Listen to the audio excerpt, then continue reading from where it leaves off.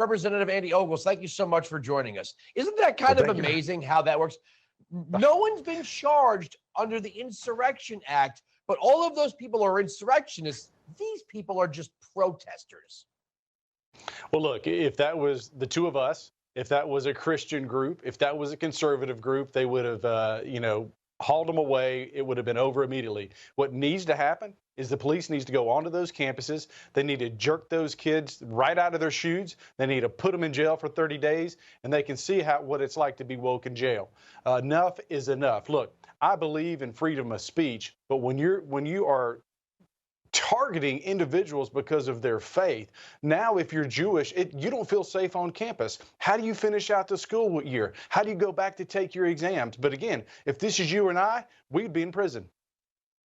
I want to ask you about congressional authority here. Does Congress have any power to ensure that if and when these people are convicted, they are absolutely barred from work in the government? Because right? I mean, we know by this summer, some of these kids are going to be working on the staffs of the squad. Some of them will probably get low-level positions or internships at the State Department. Some of them will probably even work for the Biden campaign. Is there anything that can be done to prevent these kids if they've been convicted? Because I know that's a question you have to answer when you apply to work for the federal government. Have you ever been convicted of a crime? Well, therein lies the problem is I don't think any of these kids are going to be charged. They should be.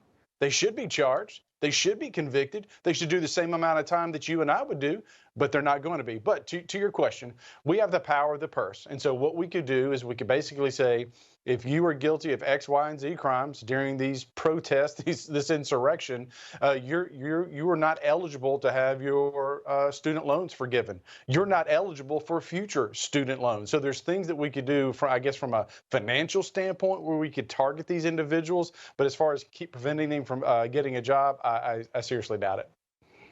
What about deporting non-citizen students if they're convicted?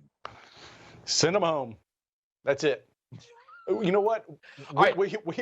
We got tens of millions of illegals here in this country. We've got to start somewhere. We might as well start with those knuckleheads.